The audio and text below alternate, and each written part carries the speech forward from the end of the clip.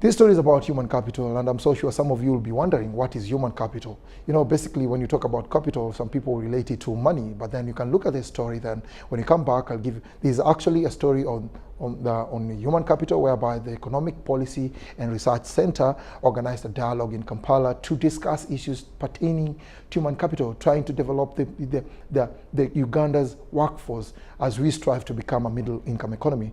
Let's look at these two stories back to back. The people are the biggest resource in a country's socio-economic transformation agenda. Economists refer to an individual who is enabled by different ways to make a significant contribution to the productivity of a nation as human capital. And I think what we need to do is to strike a balance.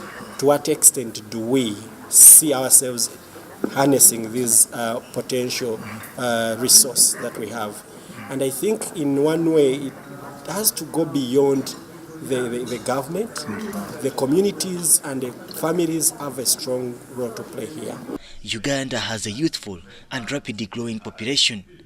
It is estimated that by the year 2025, Uganda's population would have surpassed the 50 million mark, up from the current estimate of 38 million.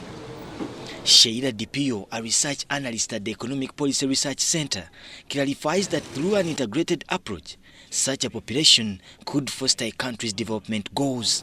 Our thinking is to convene or to have to create a working group so that we can foster the agenda for human capital development in a multi-sectoral way. If you see, we borrow from, for example, the nutrition approach.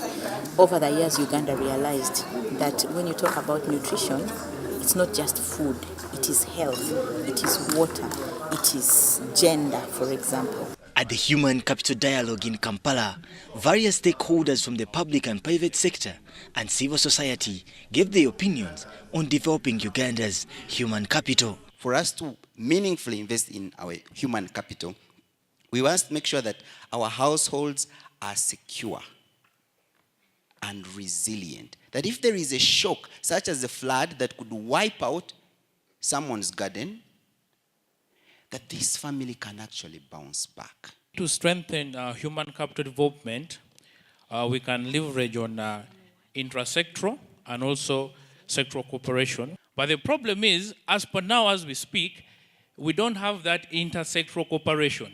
So for us as our sector, we are only limited to do what we can because that's what it dictates. David Matuvu for UBC. I would say that people are the biggest resource that you can think about. They make the money, they make the decisions on how to use the money, and even how much money to meet.